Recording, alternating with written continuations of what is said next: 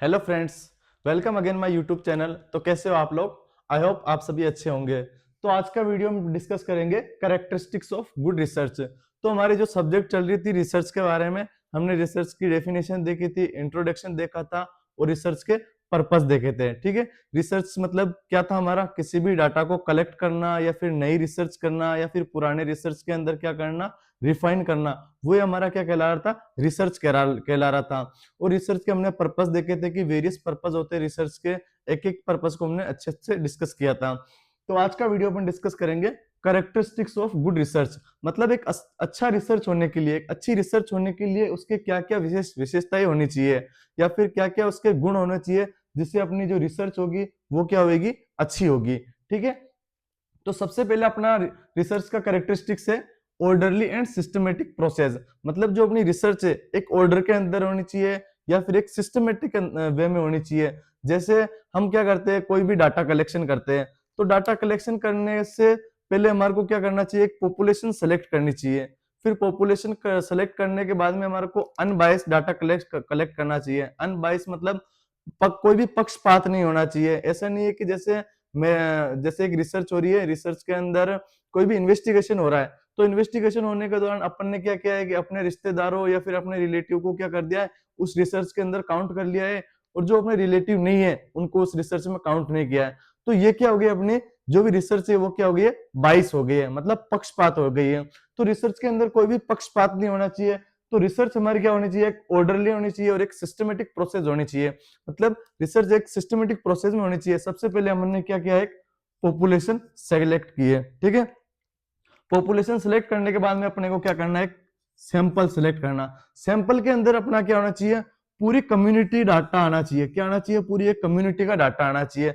फिर वहां पर अपन क्या करेंगे? अलग अलग प्रकार के रिसर्च करेंगे। तो ये हमारा क्या हो गया? ऑर्डरली और सिस्टमेटिक प्रोसेस होनी चाहिए। फिर दूसरा अपना begin with clearly defined purpose. मतलब जब भी रिसर्च स्टार्ट कर रहे हो, आप कोई भी रिसर्च कर रहे हो, तो अपना उससे पहले मतलब बिगेन करने से पहले अपने को उसका पर्पस डिफाइन करना चाहिए कि हम रिसर्च क्यों कर रहे हैं। जैसे अभी अपन क्या पढ़ रहे हैं? Characteristics of good research. तो कैरेक्टरिस्टिक्स ऑफ गुड रिसर्च पढ़ने से पहले अपन क्या कर रहे हैं कि मतलब कैरेक्टरिस्टिक्स, विशेषताएं होती क्या है रिसर्च की, वो चीज पढ़ रहे हैं। तो ये क्या होनी चाहिए? जब भी अपन रिसर्च बिगेन कर रहे हैं, प्रारंभ कर रहे हैं, तो उससे पहले अपने को क्या होनी चाहिए? उसके जो भी पर्पज है वो क्या होने चाहिए? क्लियरली डिफाइन होने चाहिए।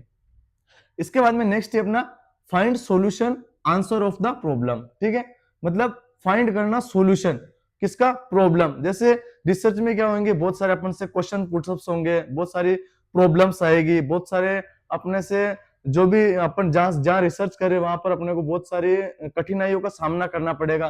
तो उसका अपने को क्या करना चाहिए? सॉल्यूशन निकालना आना चाहिए। या फिर जो भी अपन से रिसर्च के बारे में क्वेश्चन पूछ रहे हैं, तो उसका अपने को क्या आना चाहिए? आंसर आना चाहिए। जैसे अपन फोलिक एसिड के बारे में, आयरन और फोलिक एसिड के बारे में पढ़ रहे हैं। ठीक है, तो आयरन और फोलिक एसिड के बारे में अपने को सारी जानकारी होनी चाहिए। तभी अपन क्या कहेंगे? जैसे किसी प्रेग्नेंट वुमेन है तो उनको अपन क्या करेंगे?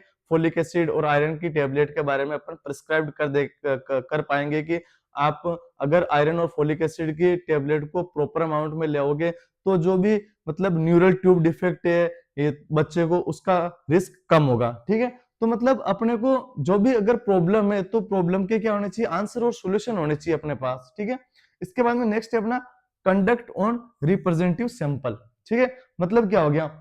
जैसे मैंने क्या कहा था, ये अपना सैंपल हो गया। ठीक है, तो कंडक्ट ऑन रिप्रेजेंटेटिव सैंपल ये नहीं है कि अपन एक डाटा ले रहे हैं मतलब नेपाल का और एक डाटा ले रहे हैं अपन इंडिया का। ये रिसर्च हमारी कभी नहीं कहलाएगी। मतलब रिसर्च कब कहलाएगी? जब अपन ने क्या लिया है? पॉपुलेशन लिए इंडिया का और सैंपल भी अपन क्या लेंगे? इंडिया का सैंपल लेंगे। तभी अपनी क्या होगी? रिसर्च क्या होगी? पर्पसफुल होगी। ऐसा नहीं है कि आपने जैसे ये पॉपुलेशन में ये एक सैंपल तो कलेक्ट कर लिया है नेपाल से और एक सैंपल कलेक्ट किया इंडिया से, तो ये अपनी रिसर्च कभी नहीं होगी। मतलब रिसर्च होने के लिए क्या होना चाहिए? जो भी अपना सैंपल है वो क्या होना चाहिए? कंडक्ट ऑन रिप्रेजेंटेटिव, मतलब एक ही फॉर्म के अंदर होना चाहिए। ठीक है, इसके बाद में नेक्स्ट है अपना researcher expertise interest motivation and courage. मतलब रिसर्चर है, जैसे जो भी रिसर्च कर रहा है वो क्या होना चाहिए? उस जो भी जिस चीज में रिसर्च कर रहा है उसमें क्या होना चाहिए? एक्सपर्ट्स होना चाहिए। मतलब उसको उसके सारे ज्ञान की ज्ञान ज्ञान होना चाहिए कि जिस बारे में वो रिसर्च कर रहा है।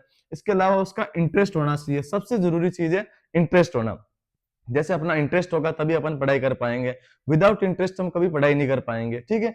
तो मतलब रिसर्च करने के लिए अपना क्या होना चाहिए, इंटरेस्ट होना चाहिए, ठीक है। इसके बाद में नेक्स्ट है अपना मोटिवेशन। मोटिवेशन मतलब जैसे अपन रिसर्च का टॉपिक पढ़ रहे हैं, ठीक है, रिसर्च के टॉपिक में अपन क्या क्या पढ़ेंगे, रिसर्च की इंट्रोडक्शन पढ़ा, डेफिनेशन पढ़ी, पर्पस पढ़े, और इसके बाद में अपन पढ़ रहे कैरेक्टरिस्टिक्स, इसके बाद में अपन पढ़ेंगे रिसर्च का प्रोसेस, ठीक है। तो अपना क्या है, मोटिवेट है कि मोटिवेशन है कि अपने को रिसर्च में अच्छे नंबर लाने के लिए अपने को सारी चीजें पढ़नी पड़ेगी, ठीक है। इसके अलावा हो गया अपना करेज, मतलब उसके प्रति सहानुभूति होनी चाहिए, जो भी अपन पढ़ रहे हैं, जो भी अपन रिसर्च कर रहे हैं, ठीक है। इसके बाद में नेक्स्ट टॉपिक है अपना use of valid and reliable tool of data collection.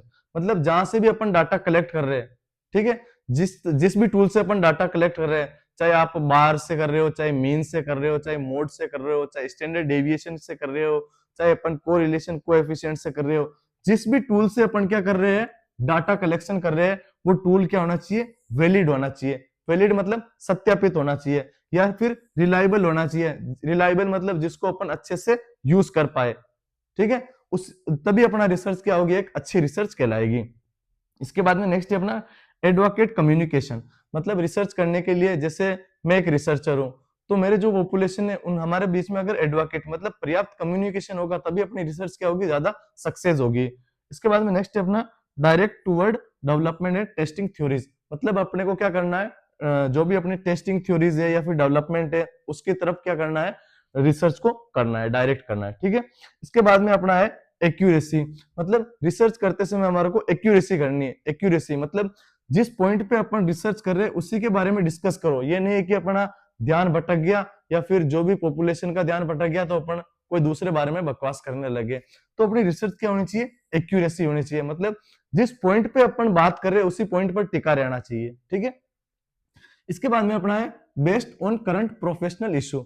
Based on current professional issue मतलब जो भी अपना करंट में क्या चीजें चल रही है, जैसे अभी करंट में क्या चल रहा है, अभी जैसे 2-3 साल पहले अपना क्या चल रहा था, कोरोना चल रहा था, तो कोरोना के बारे में ही रिसर्च करनी है। करंट में जो इशू चल रहा है उसी के बारे में रिसर्च करो, नोट जो पहले अपने HIV हो गया, एड्स हो गया, उनके बारे में रिसर्च करना नहीं है। अपने को क्या करना है, करंट प्रोफेशनल इशू क्या है उसको ज्यादा अपने को क्या करना है, प्रायोरिटी रखना है। इसके अलावा अपना नेक्स्ट है डेवलप एम्पेरिकल एविडेंस। मतलब अपने को एम्पेरिकल एविडेंस प्राप्त करने हैं, ठीक है। इसके अलावा नेक्स्ट हो गया अपना यूज एप्रोप्रिएट मेथोडोलॉजी। मतलब एप्रोप्रिएट मेथोडोलॉजी मतलब जो भी अपने मेथड्स है वो क्या होना चाहिए, एप्रोप्रिएट होने चाहिए, मतलब पर्याप्त होने चाहिए। ये नहीं कि अपने पास रिसर्च अपन कलेक्ट कर रहे हैं या फिर रिसर्च कर रहे हैं, अपने पास 1 या 2 मेथड ही है जिसके थ्रू अपन क्या कर रहे हैं, रिसर्च कर रहे हैं, तो उससे अपनी रिसर्च क्या होगी, एप्रोप्रिएट नहीं होगी, मतलब पर्याप्त नहीं होगी। उसके लिए अपने क्या होना चाहिए, पर्याप्त मेथोडोलॉजी होने चाहिए, ठीक है। इसके अलावा नेक्स्ट हो गया अपना strive to collect first hand information. सबसे इंपॉर्टेंट ये है स्ट्राइव करना, मतलब प्रयास करना। हमेशा ये कोशिश करो या ये प्रयास करो कलेक्ट करना first hand information. First hand information collect करने का प्रयास करो या कोशिश करो। जैसे अपन खुद जाके वहां एक दूसरे लोगों से बात कर रहे हैं तो वो तो अपना क्या हो गया है, फर्स्ट हैंड इंफॉर्मेशन। या फिर अपन क्या करते हैं, मैगजीन से रिसर्च कर रहे हैं, मैगजीन, न्यूज़पेपर, टीवी, रेडियो वगैरह से अपन क्या कर रहे हैं, सबसे समाचार सुन के फिर अपन किसी बारे में डिस्कस कर रहे हैं, तो वो अपना क्या हो गया, सेकंड हैंड इंफॉर्मेशन हो गई या फिर अदर हैंड इंफॉर्मेशन हो गई, जो अपने को क्या देती है, एक्यूरेसी डाटा नहीं देती है। एक्यूरेसी डाटा प्राप्त करने के लिए अपने को क्या करना चाहिए, कोशिश करना चाहिए to collect first hand information. First hand information क्या हो गया, लोगों से फेस टू फेस बात करना, मतलब आमने सामने होके क्या करना, बात करना, तो वो क्या करना, अपने को कोशिश करना है, ठीक है। इसके बाद में नेक्स्ट और लास्ट है अपना based on evidence based practice. मतलब जो भी अपनी रिसर्च है, रिसर्च को अच्छी रिसर्च, मतलब अच्छी रिसर्च हम कब कहेंगे, जब वो अपने को क्या करे, एविडेंस बेस्ड प्रैक्टिस। मतलब नर्सिंग के अंदर अगर रिसर्च अगर अच्छी तब भी होगी जब अपने को क्या होगे, एविडेंस होगा। मतलब जैसे मैंने कोई एविडेंस देखा है, फिर मैं उसी बेस पे अपने को क्या करे, प्रैक्टिस करे। जैसे मैंने एक CPR दिया है, ठीक है, CPR को मैंने क्या किया है, एक देखा है कि मतलब उसके अंदर ये कॉम्प्लिकेशन आ रहा है, तभी मैं उसको क्या कर पाऊंगा, CPR कर पाऊंगा। तो तभी अपनी क्या होगी, अपनी रिसर्च क्या होगी, एक सक्सेसफुल रिसर्च होगी। तो थैंक यू गाइस, अगर ये वीडियो आपको समझ में आया हो तो लाइक और शेयर करें।